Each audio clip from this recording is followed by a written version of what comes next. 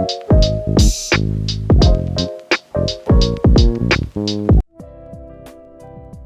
းလုံးပဲမင်္ဂလာပါ Your Choice Education Center ပါဒီ channel လေးဝေဖြစ်ပါတယ်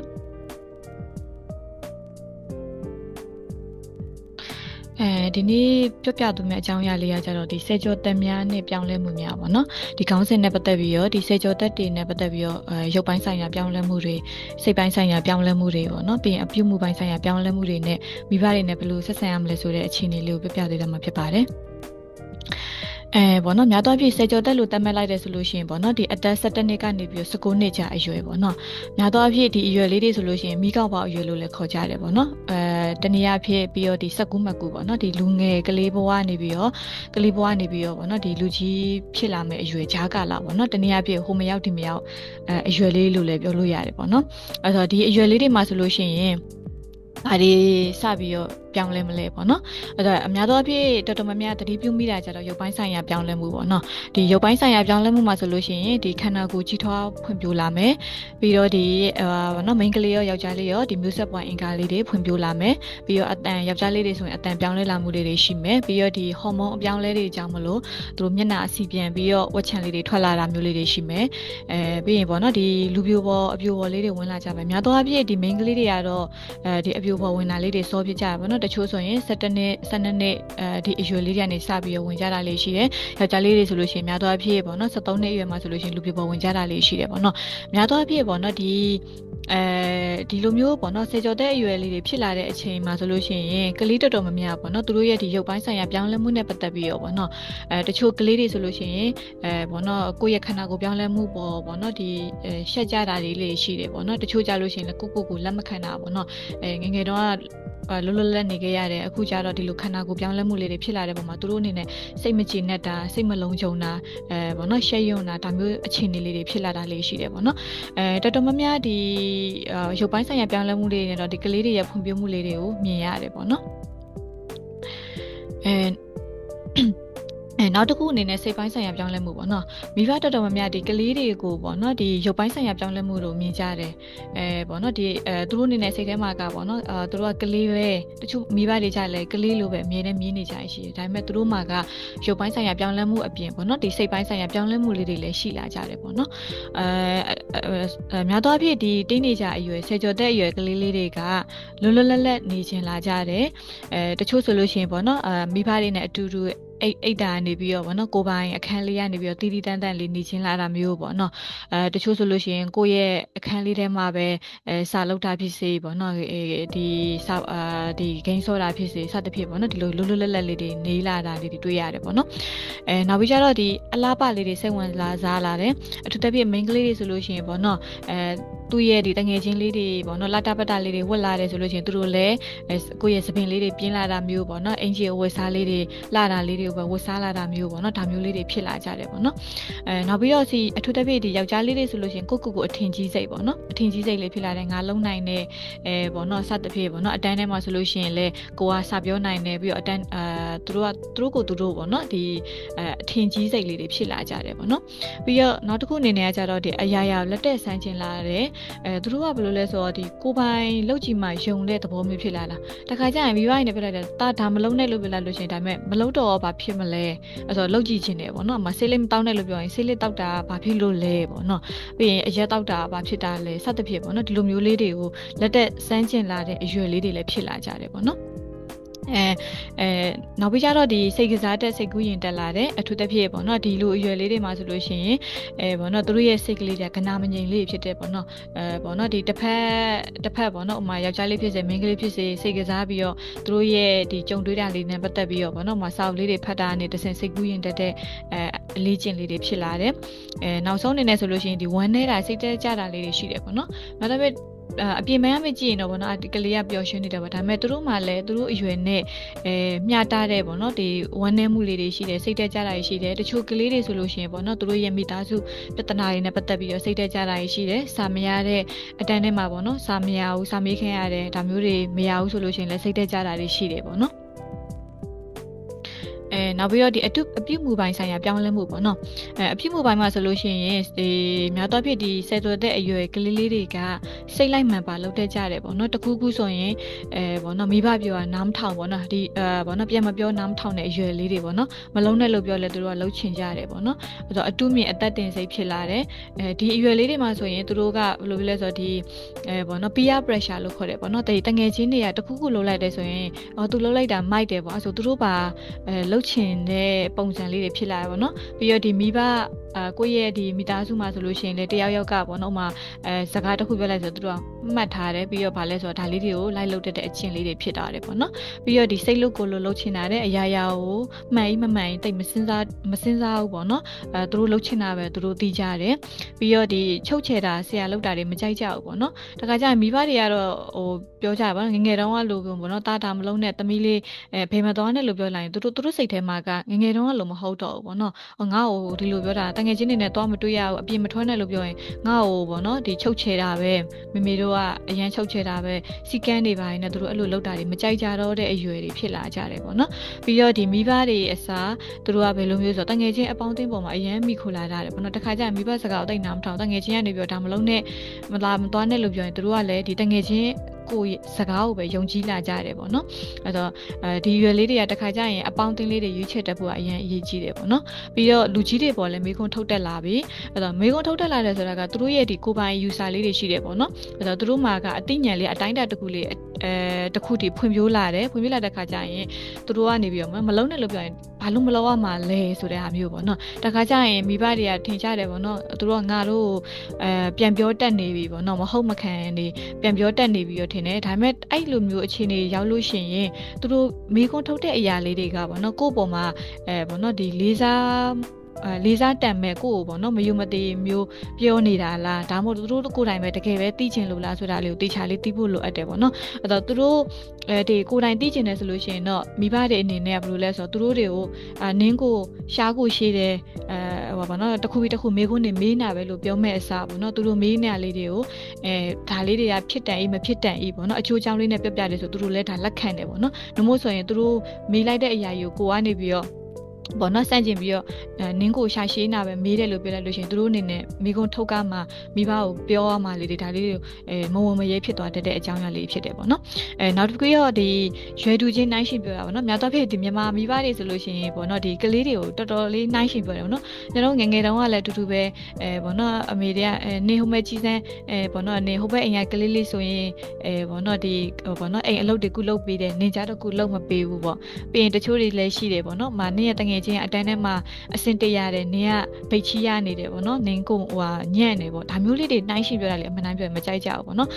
များတော့ပြည့်ဒီမိဘတွေပြောတယ်ဆိုတာလေကလေးတွေကိုဖြစ်စေခြင်းလို့ပေါ့နော်ဒီနိုင်ရှင်ပြီးတော့ပြောပြပေးတယ်ဒါပေမဲ့အဲ့လိုနိုင်ရှင်ပြောတာကသူတို့ကိုချစ်ရမရဖက်နဲ့200ရောက်စေတယ်ပေါ့နော်ဆိုတော့သူတို့ဒါလိုမျိုးတွေနိုင်ရှင်ပြောတာကြီးမကြိုက်ဘူးမကြိုက်တဲ့ခါကျတော့သူတို့ကတစ်ခါကြလို့ရှိရင်မိဘတွေပြောတဲ့ဟာကိုတကယ်လုံးမဲ့အစားသူတို့ကတစ်ခါကျရင်ရွက်ပြီးတော့လှုပ်တဲ့တာမျိုးလေးတွေလည်းရှိတတ်တယ်ပေါ့နော်နောက်ပြီးတော့ပေါ့နော်ဒီစေကျော်တက်နှစ်ပညာရေးပေါ့ဒီအရွယ်လေးတွေကတခါကြလို့ရှိရင်ပေါ့နော်စိတ်လေလွင်တက်တဲ့အခြေအနေလေးတွေဖြစ်တတ်တယ်စိတ်လဲကနာမငြိမ်ဖြစ်တတ်တယ်ပေါ့နော်အဲ့လိုဒီလိုအရွယ်လေးတွေမှာဆိုရင်များသောအားဖြင့်တချို့တွေငယ်ငယ်တုန်းကတော့စတော်တယ်ဒါပေမဲ့ဒီလိုအရွယ်လေးတွေမှာဆိုလို့ရှိရင်အတန်းစာပညာရေးပိုင်းလေးတွေမှာပေါ့နော်ဒီအားနေတာလေးတွေတချို့တွေလည်းရှိတယ်တချို့တွေလည်းစတိုက်ပေါ့နော်ဒီပညာရေးပိုင်းလေးတွေကောင်းလာတာမျိုးလေးတွေရှိတယ်ပေါ့နော်အဲ့ဆိုဒီတချို့တွေကလေးလေးတွေစေကျော်တက်ရွယ်ကလေးတွေဆိုလို့ရှိရင်ဒီစိတ်ဖိစီးတိုင်းတောင်ပညာရေးမှာအားနဲ့တက်တာလေးတွေရှိတယ်ပေါ့နော်ပြီးတော့အားနဲ့တက်တာရှိတယ်ကျွန်တော်အရင်ပေါ့နော်ဒီအခုနောက်ပိုင်းဒီစေကျော်တက်ကလေးအရွယ်ကလေးလေးတွေပေါ့နော်ဒီ73 74 55 16ပေါ့နော်ဒီလိုအရွယ်လေးတွေတင်တဲ့အခါမှာဆိုလို့ရှိရင်သူတို့မှာတနည်းမဟုတ်တနည်းပေါ့နော်စိတ်ဖိစီးရလေးရှိတယ်ပေါ့နော်အဲ့တော့အရင်နှစ်ကဆိုလို့ရှိရင်ပေါ့နော်ဒီကလေးတစ်ယောက်ပေါ့နော်ဒီကလေးတစ်ယောက်ပေါ့နော်ဒီ12နှစ်အရွယ်ကလေးလေးပေါ့နော်သူ့ကိုကျွန်တော်ဒီအတန်းနဲ့လာတယ်ဆိုလို့ရှိရင်နောက်တော့ဖြစ်ပေါ့နော်ကလေးကဒီကျွန်တော်အတန်းလာတက်တိုင်းဘယ်လိုဖြစ်လဲဆိုရင်မရွှေမပြဘူးပေါ့နော်သူများကလေးလေးတွေကစာတင်တဲ့ခါတက်ကြွတယ်ဒါပေမဲ့သူ့ကြည့်လိုက်လို့ရှိရင်မျက်နှာကြီးပေါ့နော်ဒီမှုံတုံနေတယ်ပေါ့နော်တိတ်ပြီးမရွှေမလန်းဖြစ်နေတယ်ပေါ့နော်အဲ့ကြတော့တရက်ကြတော့ကိုလည်းမနေနိုင်ဘူးပေါ့နော်အဲ့တော့ဒီအတန်းဆင်းသွားတဲ့ချိန်သူများတွေမရှိတဲ့ချိန်မှာဘယ်လိုဖြစ်လဲဆိုတော့သမီးဘာဖြစ်တာလဲအချိန်လေးတွေမေ့ကြည့်တယ်ပေါ့နော်မေ့ကြည့်တော့ကြတော့သူဘယ်လိုမျိုးဖြစ်လဲဆိုတော့သူကြောင်းပြောင်းနေပေါ့နော်ကြောင်းပြောင်းတော့ကြတော့ဒီတငယ်ချင်းအစ်စ်တွေတွေ့ရတယ်တငယ်ချင်းတစ်တွေကလည်းသူ့ကိုမခေါ်ဘူးပေါ့နော်ပြီးတော့ကြလဲပေါ့နော်အနိုင်ကျင့်တာမျိုးလေးတွေ ဒါမျိုးလေးတွေလည်းရှိတယ်ပေါ့နော်အဲ့တော့ကလေးကအမှန်တိုင်းပြောရင်တော့စာတော်တယ်ဒါပေမဲ့လည်းသူ့ရဲ့ဒီတငယ်ချင်းအပေါင်းအသင်းတွေကြောင့်မလို့တိတ်ပြီးအဆင်မပြေဘူးပေါ့နော်အဲ့ကြတော့ကျွန်တော်လည်းဘယ်လိုမျိုးဖြစ်လဲတော့ဒီကလေးကိုပေါ့နော်ဒီအတန်းနောက်နေ့တွေကြတော့သူ့ရဲ့ပေါ့နော်အခြေအနေလေးတွေပေါ့နော်အဲ့တော့ဒီအတန်းလာတဲ့တိုင်းအတန်းဆင်းတိုင်းပေါ့နော်သူ့ကိုပေါ့နော်ဒီကျောင်းမှာအဆင်ပြေရလားတငယ်ချင်းတွေနဲ့ဘယ်လိုပြီးတော့သူ့ကိုလည်းပေါ့နော်တငယ်ချင်းတွေနဲ့ဘယ်လိုပေါင်းသင်းဆက်ဆံရမယ်ပြီးတော့ကိုယုံကြည်မှုရှိရမယ်ပေါ့နော်ဒါမျိုးအခြေအနေလေးတွေကိုပြောပြပေးအားပေးတယ်ပေါ့နော်အားပေးလိုက်တဲ့ခါကျတော့ဒီနောက်ပိုင်းကျတော့ကလေးကအရန်နဲ့မတူတော့ဘူးပေါ့နော်တော်တော်လေးပေါ့အတန်းထဲမှာလည်းအတန်းတွင်းလှုပ်ဆောင်မှုတွေမှာလည်းတက်တက်ကြွကြွလေးတွေလှုပ်ဆောင်တာလည်းတငယ်ချင်းတွေနဲ့လူမှုဆက်ဆံရေးပိုင်းလေးတွေမှာလည်းတိုးတက်လာတယ်ပေါ့နော်ဒါမျိုးလေးတွေတွေ့ရတယ်ပေါ့နော်အဲ့တော့နောက်တစ်ခုအနေနဲ့ဒီစေကျော်သက်ရွယ်ကလေးလေးတွေကဒီအတစ်ဆန်းလေးတွေလေ့လာခြင်းနဲ့ပေါ့နော်ကျွန်တော်အနေနဲ့ဒီအတန်းထဲမှာစတင်နေဆိုလို့ရှိရင်ပေါ့နော်ကျွန်တော်ဆိုရင်ဒီ online နဲ့သင်တာဖြစ်စေလူကိုယ်တိုင်သင်တာဖြစ်စေပေါ့နော်အတန်းထဲမှာဆိုရင်သူတို့ကလေးဒီစေကျော်သက်ရွယ်လေးတွေကဘယ်လိုဆိုတော့ဒီပေါ့နော်ဒီတက်တက်ကြွကြွသူတို့လှုပ်ဆောင်ခြင်းနဲ့တခုခုဆိုရင်အခုနောက်ပိုင်းဆိုတော်တော်တိတာပေါ့နော်သူတို့တမယိုးကြအနေနဲ့သင်လိုက်သူတို့အလွယ်တကူပြင်းလွယ်တယ်ပေါ့နော်အဲ့ကြတော့သူတို့တွေကိုဒီပေါ့နော် group work လေးတွေလုပ်ခိုင်းတာမျိုးလေးတွေပြီးတော့သူတို့ဒီလက်တွေ့ပေါ့နော်လက်တွေ့လေးနဲ့လှုပ်ဆောင်တာမျိုးလေးတွေပြီးရင်တခါကျရင်သူတို့မေးတယ်ပေါ့နော်တခါကျရင်တချို့နေရာကျရင်သူတို့ဆရာတင်မျိုးဒါတို့ဆိုရင်ကိုတိုင်ဆိုရင်ရောဘယ်လိုမျိုးယူဆမလဲအဲ့ဒါသူတို့ရဲ့ idea လေးတွေမေးတယ်ပေါ့နော်အဲ့ကျတော့ဒီလိုအရွယ်လေးတွေမှာသူတို့ကအသစ်ဆန်းလေးတွေနဲ့တင်မှသာစာသင်ခန်းထဲမှာစိတ်ဝင်စားကြတယ်ပေါ့နော်နောက်ပြီးတော့ပေါ့နော်သူတို့ဒီအနာဂတ်မှာဘာတွေစဖြစ်ခြင်းလဲဆိုတော့စပြီးတော့တွေးခေါ်တက်လာတယ်ပေါ့နော်ဒီဘက်ခေတ်မှာဆိုကျွန်တော်ငငယ်တုန်းကနဲ့မတူတော့ဘူးပေါ့နော်ကိုငငယ်တုန်းဆိုရင်ပေါ့နော်မိဘတွေကမေးလိုက်လို့ချင်းတမိဘာဖြစ်ခြင်းလဲလို့မေးလိုက်ရင်ဆရာဝန်ဖြစ်ခြင်းနဲ့ engineer ဖြစ်ခြင်းနဲ့ဆရာမဖြစ်ခြင်းနဲ့ဒါလောက်ပဲပေါ့နော်ဒီဘက်ခေတ်ကလေးတွေကြတော့ဘယ်လိုဆိုနည်းနည်းပွင့်လင်းတာလည်းပါတယ်ပေါ့နော်ခေတ်အနေထားရဘယ်လိုဖြစ်လဲတော့မေးလိုက်လို့ချင်း YouTuber ဖြစ်ခြင်းနဲ့ပေါ့နော် businessman ဖြစ်ခြင်းနဲ့ပြီးရင်ဒီဆန္ဒပေါ့နော်ဒီ scientist ဖြစ်ခြင်းနဲ့ပေါ့နော် astronaut ဖြစ်ခြင်းနဲ့စသဖြင့်ပေါ့နော်တို့ရဲ့ဒီမတူညီတဲ့ရည်မှန်းချက်လေးတွေဘာဖြစ်ခြင်းလဲဆိုတာစပြီးတော့တွေးခေါ်တက်လာတဲ့အနေထားလေးတွေရှိတယ်ပေါ့နော်ပြီးတော့ဆန္ဒပြောတဲ့အတိုင်းပဲလက်တွေ့လှုပ်ဆောင်ရတာပူပေါင်းဆောင်ရတာတွေကြိုက်လာတယ်အဲကျတော့ဒီတို့ပေါ့နော်ဒီကျောင်းတွေမှာလည်းအတူတူပဲတို့ရဲ့ဒီလက်တွေ့ဆောင်ရရတဲ့ဟာလေးတွေနဲ့ပေါ့နော်ဒီတင် जा မှုလေးတွေလုပ်တယ်ဆိုတို့ပို့ပြီးတော့စိတ်ပါဝင်စားမှုရှိလာတယ်ပေါ့နော်ဟုတ်ပြီပေါ့နော်အဲ့တော့ဒီများသောအားဖြင့်ဒီဆယ်ကျော်သက်ရွယ်ကလေးဆိုတချို့မိဘတွေလည်းညီကြတယ်ပေါ့နော်ကလေးတွေပေါ့နော်ထိမ့်မရတော့ငငယ်တော့လို့မဟုတ်ဘူးပြီးရင်ဗာလဲဖိုက်ထဲတောင်ထည့်ထားခြင်းနဲ့ပေါ့နော်စိတ်မချရဘူးပြီးတော့အရွယ်လေးတွေလည်းရောက်လာတော့ပေါ့နော်ဒီမှာဟိုပေါ့နော်ဒီတခြားတခုခုဖြစ်သွားမှလည်းအရင်စိုးရိမ်ကြတယ်ပေါ့နော်ပြီးတော့ဒီဘက်ခေတ်မှာဆိုရင် social media တွေလည်းပေါ်လာတဲ့အခါမှာဆိုလို့ရှိရင်အထူးသဖြင့်ဒီကျောင်းတွေမှာဆိုလို့ရှိရင်လည်းကလေးတွေအနိုင်ကျင့်ခံရတာတွေ sexual abuse လုပ်ခံရတာမျိုးတွေလည်းရှိတယ်ပေါ့နော်ရှိတဲ့ခါကျရင်မိဘတွေအနေနဲ့ကလည်းဒီစေကျော်သက်ဆက်ဆံရေးနဲ့ပေါ့နော်ကောင်းမွန်တဲ့ဆက်ဆံရေးတည်ဆောက်ဘယ်လိုမျိုးလေးတည်ဆောက်မလဲပေါ့နော်နံပါတ်1အနေနဲ့တငယ်ချင်းအပေါင်းအသင်းလေးတွေရွေးချယ်ပေါင်းသင်းခိုင်းပေါ့နော်ကိုယ့်ရဲ့ဒီသားသမီးကဘယ်တငယ်ချင်းတွေနဲ့ပေါင်းသင်းနေရလဲဒါလေးတွေလည်းတည်တင်တယ်ပေါ့နော်ဘာလို့ဆိုတော့ဒီအရွယ်ကတငယ်ချင်းတွေမိခိုတက်တဲ့ရွယ်ဖြစ်တဲ့ကြောင့်မလို့တငယ်ချင်းကသူပေါင်းသင်းနေတဲ့ပတ်ဝန်းကျင်အပေါင်းသင်းရပေါ့နော်မကောင်းဘူးပေါ့ကြောင်ပြေးတက်တဲ့ကလေးဆိုရင်သူတို့လည်းကြောင်ပြေးလာမယ်ပေါ့နော်ဂိမ်းစောတက်တဲ့ကလေးဆိုသူတို့လည်းဂိမ်းစောတက်လာမယ်အဲကြတော့ဒီတငယ်ချင်းတွေကိုအပေါင်းသင်းရွေးချယ်ပေါင်းတိုင်းကအပြင်သူတို့ရဲ့ပေါင်းနေတဲ့တငယ်ချင်းတွေကဘယ်သူတွေလဲဆိုတော့လေကိုကလည်းတီးတိတ်နေပေါ့နော်အဲ့တော့ဒီဘက်ခေတ်မှာဆိုလို့ရှိရင်မိဘတွေကလည်းကလေးတွေရဲ့ပညာရေးအတွက်ပေါ့နော်စီးပွားရှာရတယ်တခါကျရင်ကလေးတွေကိုတိတ်မကြည့်နိုင်ဘူးပေါ့နော်ဒါပေမဲ့လည်းကိုကလေးတွေရဲ့အနေထားလေးတွေကိုလည်းသိထားတင်တယ်ပေါ့နော်ပြီးတော့နောက်တစ်ခုအနေနဲ့ကိုတန်ဖိုးထားယုံကြည်တဲ့အောင်သင်ပေးရမယ်ပေါ့နော်အဲ့တော့ပေါ့နော်ကိုတန်ဖိုးထားတယ်ငါဘယ်လိုလဲပေါ့တခါကျရင်ကလေးတွေပေါ့နော်တခုခုလုံနိုင်တယ်သူတို့လေးတွေကိုတခါကျသူတို့လုံနိုင်တဲ့ဟာလေးတွေကိုတာဝန်ပေးကြည့်ပေါ့နော်ဟိုမှာကွာဟင်းချက်တယ်ဆိုလို့ရှိရင်သူတို့လေးတွေကိုကူခိုင်းတာမျိုးလေးတွေပြီးရင်မိဘူးလေးတွေတိုက်ခိုင်းတာမျိုးအဝတ်ကလေးတွေရှော့ခိုင်းတာမျိုးဖြစ်စေပြီးရင်တပြက်စီးလဲခိုင်းတာမျိုးလေးပေါ့နော်အဲ့တော့ကိုတခုခုလေးလုတ်ခိုင်းမိတာငါသားလေးတော်လိုက်တာသမီးလေးကလုတ်တာမျိုးချီကျူးတာမျိုးဆိုသူတို့အရန်သဘောကျကြတယ်ပေါ့နော်အဲ့လိုမျိုးလေးတွေပေါ့ပြီးရင်နောက်တစ်ခုဒီအရွယ်မှာဆိုလို့ရှိရင်ဆိုတော့လူပြိုပေါ်အပြိုပေါ်ဝင်နေဖြစ်တဲ့ကြောင့်မလို့လားအပ်တဲ့လိမ်ပိုင်းဆိုင်ရာပြဿနာမျိုးလေးတွေမဖြစ်အောင်ပြောပြပေးရမယ်ပေါ့နော်အဲ့တော့ဒီအထူးသဖြင့်ဒီ main ကလေးတွေဆိုလို့ရှိရင်ကိုယ့်ရဲ့ပေါ့နော်ဒီပေါ့နော်ဒီပေါ့နော်လူသွားပြတ်တဲ့နေရာမျိုးလေးတွေမသွားတာမျိုးပြီးတော့ကိုယ့်ရဲ့ private ကိုယ်အင်္ဂါအစိပ်ပိုင်းတွေဆိုလို့ရှိရင်ကိုကလွဲပြီးတော့တခြားလူတွေကိုပေါ့နော်မထိတွေ့ခိုင်းတာမျိုးလေးတွေဒါမျိုးလေးတွေပေါ့နော်ဒီယောက်ျားလေးတွေဆိုလို့ရှိရင်လည်းပေါ့နော်ဒီသူများသားသမီးတွေကို လိမ်မိုင်းဆိုင်ရာပြဿနာမျိုးလေးမဖြစ်အောင်ရှောင်ရှားရအောင်ဒါမျိုးလေးတွေကိုလည်းလုပ်ပြပေးရမယ်ပေါ့နော်။နှမို့ဆိုလို့ရှိရင်တခုခုဖြစ်မှပေါ့နော်သိရတဲ့ဆိုင်ရင်ကိုကြိုတင်ပြီးတော့ပေါ့နော်ဘယ်လိုမျိုးရှောင်ကျဉ်ရမယ်ဆိုတော့မိဘတွေအနေနဲ့ပေါ့နော်ကိုယ့်ရဲ့သားသမီးလေးတွေကိုတည်တည်ချာချာလေးတွေရှင်းပြပေးတင်တယ်ပေါ့နော်။ပြီးရင်နောက်တစ်ခုအနေနဲ့ကလေးစိတ်သက်ကြနေလားပေါ့တခါကျရင်ကလေးတွေကမသိတာဘူးပေါ့နော်သူတို့စိတ်သက်ကြနာမကြလားဆိုတာသူတို့ရဲ့တခါကျရင်မျက်နှာချင်းလေးတွေမှာလည်းပေါ်လွင်တာရှိတယ်ကျွန်တော်ဆိုလို့ရှိရင်အတန်းထဲမှာပေါ့နော်ဒီကလေးတွေစာတင်တိုင်းစာပဲတင်တာမဟုတ်ပေါ့နော်သူတို့ရဲ့မျက်နှာချင်းလေးရှိတယ်ပေါ့နော်ပြောနေတာပေါ့တခုခုဝမ်းနေနေလားဒါမျိုးလေးတွေကိုမေးတယ်ပေါ့နော်ပြီးကြလို့ရှိရင်သူတို့ရဲ့အခြေအနေစိတ်ခံစားချက်လေးမူတည်ပြီးတော့သူတို့ရဲ့ဟာလေးတွေကိုအားတဲ့ချိန်လေးမှာနားထောင်ပေးတယ်ပေါ့နော်အဲ့တော့ပြီးရင်နောက်တစ်ခုဆိုတော့သူတို့ရဲ့ခံစားချက်လေးအယူဆချက်လေးတွေအချိန်ပေးနားထောင်ပေးပါပေါ့နော်တချို့တွေမိဘတွေရဲ့ပြဿနာလေးတွေမှာပေါ့နော်မိဘတွေအဖေနဲ့မေအဆင်မပြေဘူးဆိုရင်သူတို့အနေနဲ့လည်းစိတ်သက်ကြတာလေးတွေဝမ်းနေတာလေးတွေရှိတယ်ပေါ့နော်အဲ့ကြလို့ရှိရင်သူတို့ရဲ့ဒါလေးတွေဖြစ်နေတဲ့အကျိုးကြောင့်လေးတွေဒါလေးကပြောပြပေးရမယ်ပေါ့နော်ပြီးရင်နောက်တစ်ခုဆိုတော့ကိုယ်ပိုင်ဆုံးဖြတ်ချက်လေးချတဲ့အောင်လုပ်ပေးတင်တယ်ပေါ့နော်အဲ့တော့ဒီရွယ်ကအရင်ကြီးကြည့်တယ်တခုခုဆိုရင်ပေါ့နော်ငယ်ငယ်တုန်းကလိုမျိုးမိဘတွေကနေပြီးဥဆောင်ပေးရတာမျိုးပေါ့နော်ကိုဝတ်မဲ့ဝတ်စားအစပြီးရင်ပေါ့နော်သူစားမဲ့အစားအစာအကုန်လုံးကြီးကိုပေါ့နော်လိုက်လုပ်ပေးတာမျိုးထက်ပေါ့နော်အဲ့ဆိုတော့ဟုတ်ပြီဒီနေ့ဘာလုပ်မလဲပေါ့နော်အဲ့တော့ကိုရဲ့အဝတ်စားပေါ့နော်ပြီးရင်ကိုရဲ့time table အချိန်စရာအကြောင်းမှာစာအုပ်လေးတွေယူတတ်အောင်ပေါ့နော်ပြီးတော့သွားတက်လာတတ်အောင်ဒါမျိုးလေးတွေကိုလည်းကိုရဲ့သူတို့နဲ့ကိုက်ညီတဲ့ဆုံးဖြတ်ချက်လေးတွေမှာပေါ့နော်အားပေးလှုပ်ဆောင်ပေးတင်တယ်ပေါ့နော်ကိုယ်တိုင်လှုပ်ဆောင်ပေးတာတက်ဆိုင်ရင်နော်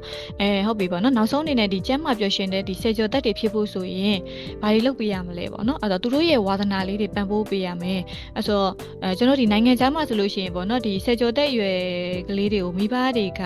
ကတော်တော်လေးကိုပံ့ပိုးပေးတယ်ပေါ့နော်အဲ့တော့သူတို့ဘာဝါသနာပါလဲဆိုတော့ဝါသနာကိုလည်းရှာဖွေတွေ့ရှိအောင်လည်းလုပ်ပေးတင်တယ်ပေါ့နော်အဲ့တော့သူတို့ကိုမျိုးစုံလောက်ခိုင်းတယ်ပေါ့နော်အားကစားဖြစ်စေအနုပညာဂီတပိုင်းဖြစ်စေပေါ့နော်ဒါမျိုးလေးတွေမှာပါဝင်ခိုင်းတယ်ပေါ့နော်ဒီလိုလုပ်ပေးခြင်းအဖြစ်တချို့ကလေးတွေဆိုလို့ရှိရင်ထားပါအောင်နော်ဒီမှာအနုပညာပိုင်းဝါသနာပါတဲ့ကလေးလေးတွေရှိတဲ့ခါကျသူတို့ရဲ့ဒီ hidden talent ပေါ့မမြင်နိုင်တဲ့စွမ်းရည်လေးတွေကိုငါတရားမှာဝါသနာပါလားဆိုတော့သူတို့အနေနဲ့တိလာတယ်ပေါ့နော်အဲ့တော့ငါရေကူးတာဝါသနာပါနေရလားငါဘောလုံးကစားတဲ့နေရာမှာဝါသနာပါနေရလားပေါ့နော်ငါစနေရတီးတဲ့နေရာမှာဝါသနာပါလားသူတို့မှာဝါသနာလေးတွေကအတီးတီးရှိကြတယ်သူတို့ရဲ့ဝါသနာအတီးတီးကိုရှာဖွေတွေ့ရှိတဲ့အခါမှာနောက်တစ်ချိန်မှာသူတို့ရဲ့ဒီအိမ်မက်တွေကိုပေါ့နော်တွားဖို့အတွက်လည်းအထောက်ပံ့လေးဖြစ်စေတယ်ပေါ့နော်ပြီးတော့နောက်တစ်ခုကဒီဆယ်ကျော်သက်အရွယ်တွေကဒီခန္ဓာကိုယ်ပြောင်းလဲမှုတွေကြီးထွားဖွံ့ဖြိုးမှုနှုန်းတွေအမြန်ဆုံးဖြစ်တဲ့အရွယ်လေးတွေဖြစ်တယ်ပေါ့နော်အဲ့ချိန်မှာသူတို့ကိုအေးရေးဝဝလေးတွေအိတ်တာမျိုးလေးတွေလုပ်ပေးတင်တယ်ပြီးအာဟာရရှိတဲ့အစားအစာလေးတွေကျွေးတင်တယ်ပေါ့နော်ဒီဂျပန်မှာဆိုလို့ရှိရင်ပေါ့နော်ဒီဆယ်ကျော်သက်အရွယ်ကလေးလေးတွေကိုအာဟာရ nutrition ဘိုင်းနေနဲ့သူတို့တော်လေးအလေးထားပေးတယ်ပေါ့နော်ဘယ်လိုမျိုးလဲဆိုအရင်တော့ကျွန်တော်ငယ်တော့ဆိုခေါ်ကြရပေါ့နော်ဂျပန်ငပုပေါ့အခုဒီမှာကြီးလိုက်တဲ့အခါမှာဂျပန်ငပုတွေမဟုတ်တော့ဘူးပေါ့နော်ဒီကလေးလေးတွေကအစယောက်ျားလေးဖြစ်စေမိန်းကလေးဖြစ်စေပေါ့နော်သူတို့ကြီးလိုက်လို့ရှိရင်အားကစားတစ်ခုခုပေါ့နော်ဗော်လီဘောဖြစ်စေဘတ်စကတ်ဘောဖြစ်စေသူတို့ကြောင်းချိန်ပြင်ပါမှာဆိုလောက်ကြတယ်ပေါ့နော်ပြီးရင်စားတဲ့အာဟာရလေးတွေလည်းသူတို့ဒီမှာပေါ့နော်မျှတအောင်ပေါ့နော်အသားဟင်းသီးဟင်းရွက်စသဖြင့်ဒီလိုမျိုးမျှတမှုလုပ်တဲ့အခါမှာသူတို့ရဲ့ခန္ဓာကိုယ်ကတော်တော်လေးကိုပေါ့နော်အရက်ရှည်တာမျိုးလေးတွေကြီးထွားဖွံ့ဖြိုးမှုနှုန်းလေးတွေပို့ပြီးတော့မြန်လာကြတယ်ပေါ့နော်နောက်ပြီးတော့ဆက်နာကိုလည်းလှုပ်ရှားအားကစားလေးတွေလှုပ်ခိုင်းအဲ့တော့အမြဲတမ်းကြီးပေါ့နော်သူတို့လေးလံထိုင်းမိုင်းပြီးတော့တစ်ချိန်လုံးကြီး game ဆော့ပေါ့နော်ဒီ social media တွေအသုံးပြုနေမဲ့အစားသူတို့ဝါသနာပါတဲ့အရာလေးတွေကိုလည်းလှုပ်ရှားမှုလေးတွေအားကစားကြက်တောင်ဝါသနာပိုင်းကြက်တောင်ကစားတာမျိုးပေါ့နော်အဲ့တော့ဒါမျိုးလေးတွေလှုပ်ခိုင်းခြင်းအဖြစ်ပေါ့နော်သူတို့ရဲ့ဒီပေါ့နော်ဒီဝါသနာလည်းဖြစ်စေသလိုခန္ဓာကိုယ်ကြီးထားမှုအတွက်လည်းအထောက်ပံ့လေးလည်းဖြစ်စေတယ်ပေါ့နော်အဲ့တော့ပြီးရင်နောက်ဆုံးအနေနဲ့ဗာလဲဆိုတော့ဒီမိသားစုထမင်းလက်ဆောင်စားချိန်လေးတတ်မှတ်ပေးပါပေါ့နော်အဲ့တော့တပတ်တစ်ခါဖြစ်စေတပတ်တစ်ခါလောက်လေးကတော့အမြဲတမ်းလုပ်ပေးတင်တယ်များသောအားဖြင့်ကြီးလိုက်လို့ရှိရင်ပေါ့နော်မကလေးကလည်းသူကြောင်းသွားတာနဲ့မအားဘူးပေါ့နော်သူလည်းသူစားခြင်းတဲ့အချိန်မှာစားတယ်မိဘကလည်းသူအလုပ်ပြန်လာတဲ့အချိန်မှာစားတယ်တော့မိသားစုလက်ဆောင်စားတဲ့အချိန်ဆိုတာတော်တော်လေးနေပါတယ်ပေါ့နော်ဒီလက်ဆောင်စားတဲ့အချိန်လေးပေါ့နော်ဒီတပတ်တစ်ခါလောက်ဖြစ်စေပေါ့နော်အဲ့လိုတတ်မှတ်ပေးခြင်းအဖြစ်ပေါ့နော်ကိုယ့်ရဲ့ဒီတာသမီနဲ့မိဘကြားထဲမှာယဉ်နှင်းမှုလေးတွေပိုဖြစ်လာစေတယ်ပြီးတော့ပေါ့နော်ပြီးတော့သူတို့ရဲ့အခက်အခဲလေးပေါ့နော်ဒါအကြောင်းမှအဆင်ပြေရဲ့လားဘာတွေဖြစ်နေရလဲဘာလေးတွေလိုချင်လဲစသဖြင့်ပေါ့နော်ဒီလိုအတူတူရှိတဲ့အချိန်လေးပေါ့နော်တစ်ခါကြလို့ရှိရင်ကိုရဲ့ဒီအားတဲ့အချိန်လေးတွေမှာဆိုရင်မိသားစုအတူတူခရီးသွားတာမျိုးလေးတွေဖြစ်စေပေါ့နော်ဒီလိုလုပ်ပေးခြင်းအဖြစ်ကိုရဲ့သားသမီးနဲ့ကိုနဲ့ကြားမှာယဉ်နှင်းမှုလေးတွေဖြစ်လာစေတယ်နှမို့ဆိုလို့ရှိရင်ကိုရဲ့သားသမီးကလည်းသူလုပ်ဆရာရှိရလို့ကိုကလည်းကိုရဲ့အလုပ်ကိစ္စတွေနဲ့မအားဖြစ်နေတဲ့အချိန်မှာဆိုလို့ရှိရင်ပေါ့နော်ဒီတဖြည်းဖြည်းနဲ့ ဒီအရွယ်ဆိုရင်ဝေးကွာသွားတတ်တယ်ပေါ့နော်အဲ့ကြလို့ရှိရင်တငယ်ချင်းတွေကဘယ်လိုဖြစ်လဲဆိုမိဘကိုအားကိုးမဲ့အစားသူတို့ဒီကလေးတွေကသူတို့ရဲ့တငယ်ချင်းတွေကိုပဲပို့ပြီးတော့ပေါ့နော်အားကိုးတဲ့ခါမှာတငယ်ချင်းကောင်းရင်တော့ကိစ္စမရှိဘူးဒါပေမဲ့တငယ်ချင်းမကောင်းတဲ့ခါမှာဆိုရင်လမ်းလွဲရောက်နိုင်တဲ့အနေအထားလေးတွေဖြစ်စေနိုင်တဲ့အကြောင်းအရာလေးဖြစ်တယ်ပေါ့နော်အဲ့ကြတော့ပေါ့နော်ဒီအနေနဲ့ကကြတော့ဒီနေ့ပြပြသေးတဲ့အကြောင်းအရာလေးอ่ะပေါ့เนาะဒီမိဘတွေအနေနဲ့ပေါ့เนาะဒီစေကျော်တက်တွေရဲ့ရုပ်ပိုင်းဆိုင်ရာပြောင်းလဲမှုတွေစိတ်ပိုင်းဆိုင်ရာပြောင်းလဲမှုတွေဒီအပြုအမူပိုင်းဆိုင်ရာပြောင်းလဲမှုတွေကတစ်ဆင့်ပေါ့เนาะကိုယ့်ရဲ့သားသမီးနဲ့ဘယ်လိုမျိုးယုံကြည်မှုဆက်ဆံရေးတည်ဆောက်အောင်မလဲဆိုတာလေးပတ်သက်ပြီးတော့ပြပြပေးသွားတာဖြစ်ပါတယ်ဒီကနေပြီးတော့လည်းတခုခုလေးရတာမေးလို့မျှော်လင့်ပါတယ်ရှင်ကျေးဇူးတင်ပါတယ်